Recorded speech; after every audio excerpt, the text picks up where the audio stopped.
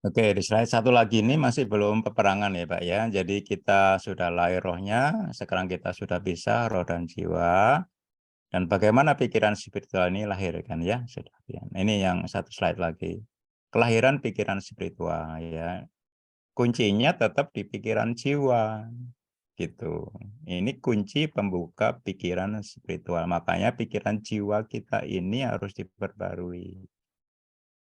Ya, jadi kemarin kita bicara paket keselamatan spiritual Allah itu, ya. Begitu kita percaya, roh kita langsung dicipta baru oleh Allah secara instan dan kekal, tanpa kita bisa lihat dan tanpa kita rasakan. Jadi jangan cari sensasi yang macam-macam. Percaya selesai percaya itu.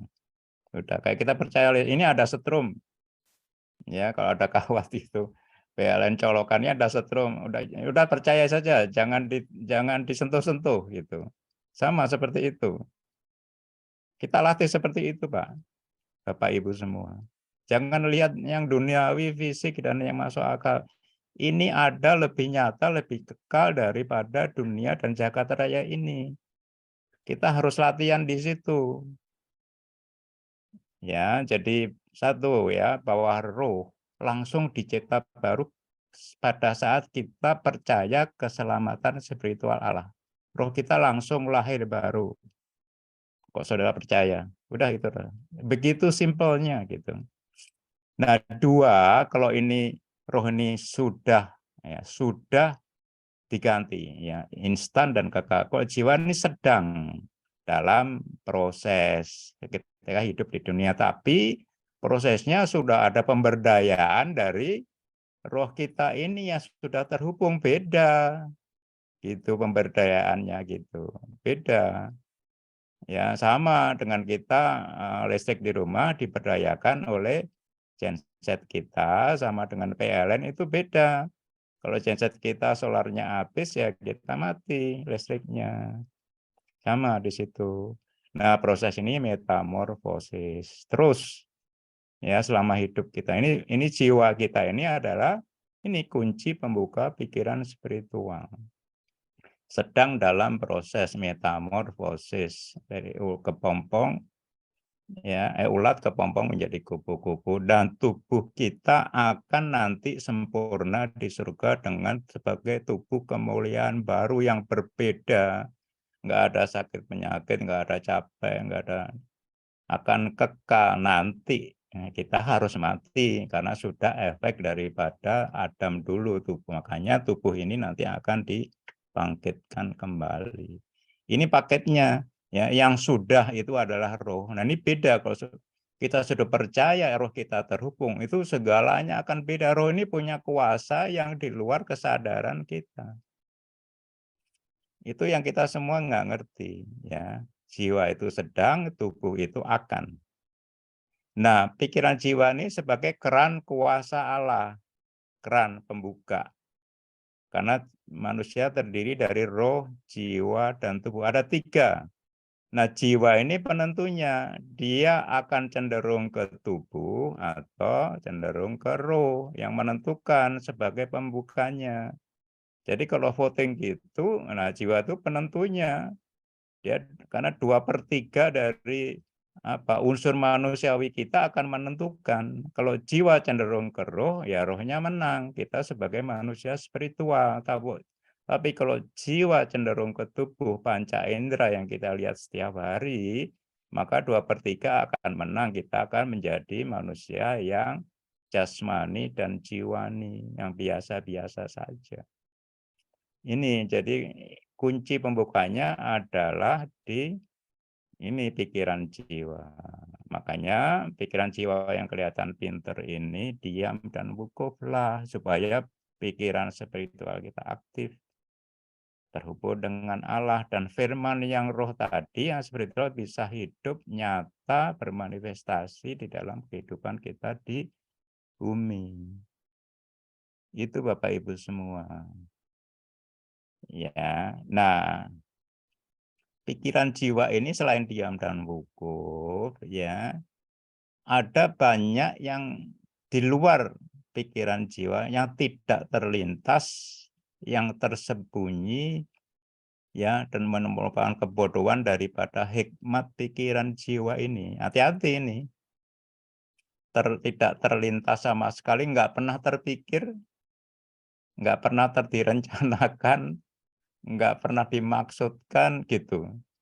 Tersembunyi di balik hikmat pikiran jiwa kita dan merupakan kebodohan dari pikiran jiwa itu. Itulah justru yang disediakan Tuhan di dalam roh kita. Itulah anugerahnya ada di situ, kan susah itu, selain kita percaya saja. Itu, makanya kemarin hukum, apa namanya, kuantum itu, ya, itu, yang bukan materi, yang acak, ya, dimensi ruang dan waktunya, ya, melakukan satu kesatuan, ya, walaupun dalam waktu sama dia berada di tempat yang berbeda, tapi itu satu kekuasaan yang tiba-tiba muncul sebagai mukjizat ini. Nah, terus kenapa kalau Allah kok sudah susah amat gitu loh ngasih anugerahnya mau glodok gitu, 1 miliar gitu, jelas gitu ya, fisik gitu.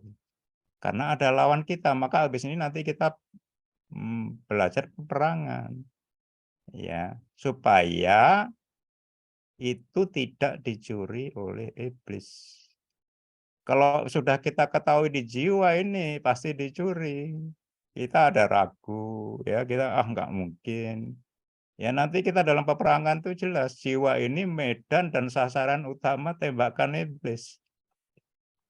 Ya kan susah itu. Jadi kuncinya di sini justru yang tidak pernah terlintas. Itu nanti tadi Pak Juran tadi pertanyaannya, ya, yang aku rencanakan ini kok nggak terkabul, tapi yang tidak terlintas tahu-tahu kok terjadi itu. Itulah proses mukjizat, karena nggak dicuri iblis. Yang dicuri apa sih sebetulnya? Ini tadi, benih ini. Ini benih ini luar biasa, ketahuan iblis pasti ini kan semua pekerjaan iblis. Yang pertama, satu, itu burung mematok itu, yang aniaya dari orang yang kita kasih kan susah. Kalau aniaya dari musuh kita ya gampang, tapi orang-orang dekat kita susah. Dan ini kesibukan tentang uang, Pak. Uang itu scoring board. 3 ini Bapak Ibu, enggak gampang untuk menjadi tanah yang subur dan baik, enggak akan gampang. Ya, jadi inilah, jadi ingat-ingat ya, jadi aku sudah habis akal, itu baik, supaya diam dan wukuf. Kita kan habis akal terus stroke kan gitu. Salah, justru habis akal dulu, ya, remuk dulu, sebentar lagi yang disediakan Tuhan itu akan terjadi kalau kita percaya. Nah, kan susah itu. Ya makanya nggak susah dimudahkan tapi kita nggak percaya gitu. Ya, oke. Oke, ya, pembaruan pikiran jiwa, ya. Jadi kebangkitan terbesar manusia itu kalau kuasa roh itu bisa berimpartasi terwujud di dalam dimensi jiwa dan tubuh. Kita baru manusia kita ini bangkit. Manusia jiwani jasmani yang mati itu hidup bangkit oleh kuasa roh. Artinya gitu, hidup kekal. Oke, ya. Jadi kunci pikiran jiwa harus diperbarui. 2 adalah sepakat dengan pikiran spiritual. Udah sering kita bicarakan ya. Jadi harus pertama nggak usah sepakat tapi selaras dulu. Makanya kita kemarin di bab 2 kita bicara tentang bukti ilmiah. Ya selaras dulu. Nah sepakat ini nanti oleh firman tadi yang hidup. Ya, tanpa itu enggak bisa, karena harus berasal dari benih yang roh dan hidup. Ya, kalau ilmu pengetahuan ilmiah itu hanya menyelaraskan kita, akal kita supaya tidak menentang dengan pikiran spiritual, ya.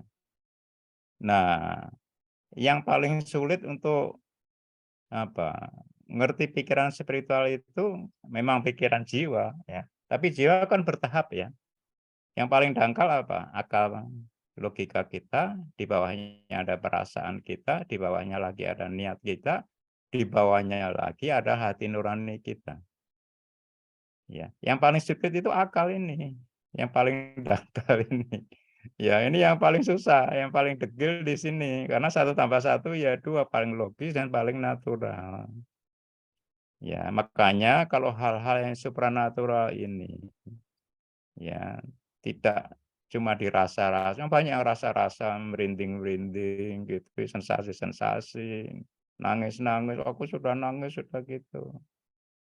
Belum itu, ya. Jadi yang supranatural ini sudah dipahami secara ilmiah oleh akal, ya, maka mudah terima mukjizat. Makanya akal ini yang paling dangkal, ini yang paling sulit justru tentang hal spiritual, karena spiritual itu yang paling dalam. Nah, akal itu yang paling dangkal. Nah, ini makanya nanti ini momentum, ada momentumnya. Tadi sudah terpisah, sudah bagus, tapi ada momentumnya. Ya, sebabnya adalah tadi lepasnya roh yang sudah lahir baru dari ikatan jiwa harus lepas oleh pedang firman. Ya, saya tentang uang ini 16 tahun untuk mendapat kunci-kunci itu, dan saya praktekkan, tidak dapat saja, saya praktekkan itu 16 tahun. Dapatnya itu yang susah, ya prakteknya juga lama juga. Nah, tentang melepaskan dari pikiran ini 20 tahun Bapak Ibu. Untuk mendapatkan kunci-kunci di dalam buku saya ini. Nah, sekarang kunci-kuncinya sudah ada, tinggal dimeditate ya, terus dizikirkan, ya harusnya bisa lebih cepat. Saya juga lebih belajar lebih cepat dari yang 48 tahun. Saya 20 tahun. Nah, Bapak Yusuf bisa kurang dari itu. Nah, tapi harus ada pemicunya. Jadi kalau Mas tadi ya, kalau dinamit gitu ya harus ada koreknya yang nyalakan di situ. Nah, ini harus remuk pikiran jiwa. Kalau enggak remuk enggak bisa. Nah, remuk ini masalahnya macam-macam ya Pak, tapi terutama tentang uang. Ada masalah lain yang bikin remuk. Ya, tapi remuknya pikiran jiwa ini relatif. Ya, yang sudah segala macam, sudah hidupnya segala macam menderita, enggak remuk-remuk juga. Nah, itu kan kasihan. Sudah stroke ya enggak remuk, ya sudah jantung ya enggak remuk, karena enggak ngerti firman tadi, dipatok burung. Nah, tergantung seberapa keras dan degilnya pikiran hati atau pikiran spiritual, yaitu tanah tadi. Makanya harus diprogram tadi itu. Ya, dengan firman yang roh dan hidup. Ya, nanti dengan sedikit ada masalah, langsung remuk. Nggak perlu masalah yang besar-besar. Ya, kalau remuk, ya langsung apa namanya, pikiran spiritual itu lahir pemicunya begitu, ini. Ya, supaya peluru pikiran spiritual itu bisa lepas. Itu. Ini saya kira momentum kelahiran pikiran spiritual sudah lahir di sini ya. Jadi tinggal nanti mempraktekkan terus di dalam kehidupan kita. Baik Pak Jiran, saya kasih kesempatan sebelum kita masuk ke dalam peperangan pikiran spiritual, karena ini berbeda urutannya tentang itu walaupun di dalam bab yang sama. Monggo Pak Jiran ini supaya ada lebih apa namanya pemahaman.